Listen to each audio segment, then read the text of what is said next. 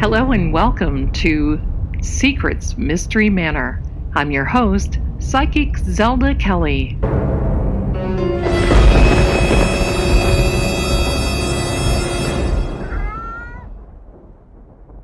Warning: this podcast may contain sensitive material. It is intended for mature audiences only. Viewer and listening discretion is advised. Hello, everyone, and welcome to this week's episode of Secrets Mystery Manor. I'm Zelda Kelly. I'm your host for this episode.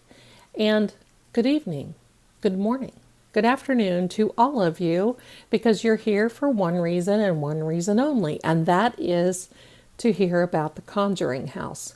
That's right. Now, as you know, most of you have watched the Conjuring movies.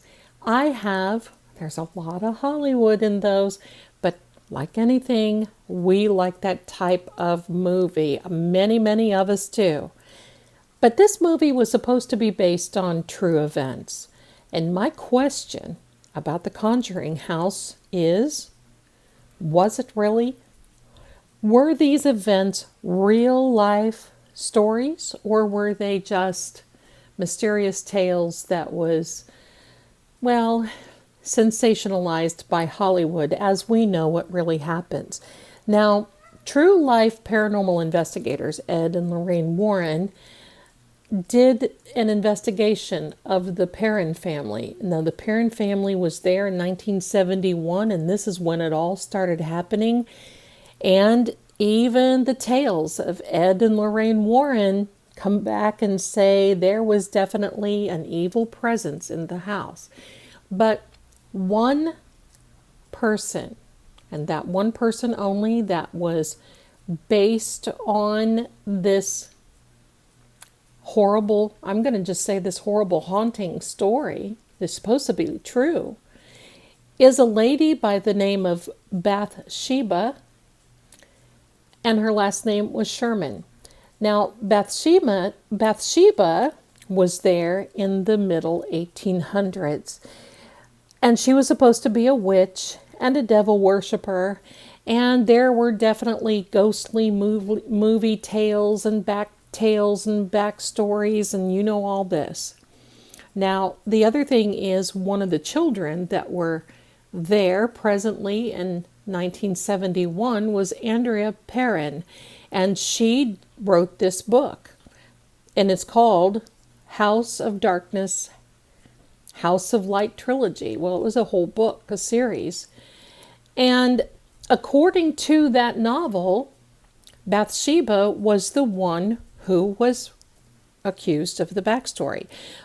Well, Bathsheba was accused of killing an infant, and I'm not going to go into how she did it, but yeah, it was bad. It was with a needle, okay? Okay, so you want to hear it. I did give my warning. It was a needle at the base of the skull that supposedly put the child into convulsions and the baby died. But we don't know if that's true. No one has ever been able to find this. No one ever knew about anything that happened with this. She was married. She did have 3 other children that did not make it, that had actually died of childhood diseases, and none of them made it past the age of 7. She did have a child later on that did, but none of this, and of course back then, none of this was really, it was not really put down in record. That's really what the whole thing was. So was this really an urban legend? Or was this something that was just later, pardon the pun, conjured up? You see, because there was absolutely no evidence that this woman ever killed any children whatsoever, and she was never even thought of as a witch during her time, and never accused of any type of witchcraft. She died in 1885 as an old woman, but not as the movie suggests. I think she was 73 years old, and they said she died of being paralyzed. Now, nowadays we know that that's probably a stroke, but then they did not know that. But she, I think, was 73, and in the movie, she was supposed to be much older. There was nothing about her hanging from a tree. There was nothing about any of this whatsoever. So, unfortunately, we've either been duped into believing this story, or someone somewhere has a backstory that is true and we just really don't know it yet, or we've not been able to factualize it. She, Bathsheba, was a member of the First Baptist Church, and with the typical life of anyone who lived in New England, there was never any general satanic activity that was ever recorded or ever realized back then of her. Now, the reason I'm bringing this to you is, I actually did a segment, an episode on the Salem witch trials. That is pretty bad when you have to accuse someone of being something that they were not, or they're not even here to defend themselves. I know how Hollywood is, and okay, don't come after me, because I know we all love those movie types. But don't tell us it's true when it may not be. Don't bring up the life of a woman who just lived her life and that was it. And there was nothing else to her life, and that they had to make up this story. There was nothing reliable about about anything, about Bathsheba's death. There was just nothing reliable about the whole thing.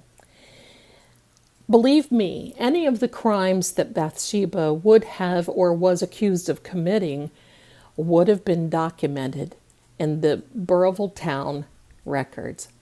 Believe me, but there's nothing.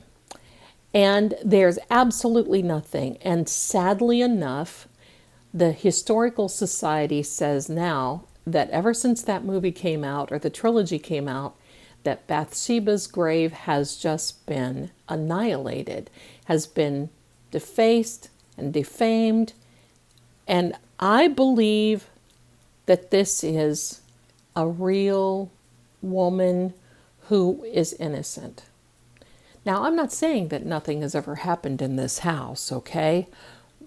Because I really, truly believe that there is activity. There's been enough people go there that have experienced that activity. And I'm certainly not accusing anyone of lying. That's not what this is about. But what this is about is, I guess I'm going to say it, if you're going to do a paranormal investigation or any type of thing, do your research first before you go out. Because actually they're calling in, when people go there, they're calling in Bathsheba. Maybe Bathsheba is gone and her spirit is not there. Did we ever think of that? Because many times people just don't want, they want to rest elsewhere. And their energy is not looping here on Earth like many other paranormal stories do. And also, I'm going to say this. I know that there probably was something there that scared those children. Was it the 7 soldiers that was supposed to have died in the walls? I don't know. But there was never an accounting of that either. Could there have been? Yes, absolutely. Now, once again, I do believe that there's paranormal activity there. Why do I believe this? Well, I've seen and I've watched just about every activity, every group go there. In fact, I myself, one day, that's one of my goals on the bucket list, is to go to the Conjuring house. That's where I want to go. I want to go see it myself, and I'm sure we'll pick up something. But I also want to say this. There have been groups or people that have gone there that have actually tried to, no pun intended, conjure up things themselves. taking spirit boards and doing all kinds of other things, calling in spirits. And that is really not so cool for that to happen. That's not really what's good. We are supposed to be dealing with what is already there, not enticing other things to come in. We really don't know if someone has opened a portal into that house. And that's what my point is.